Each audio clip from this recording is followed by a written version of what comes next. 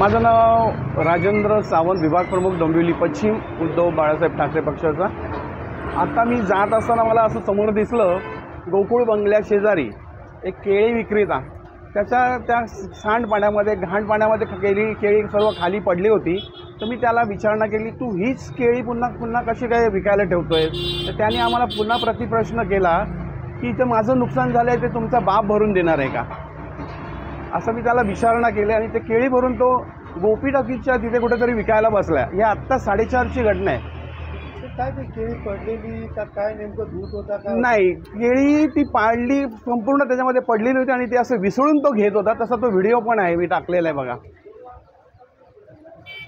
काय मागणी आहे तुमची?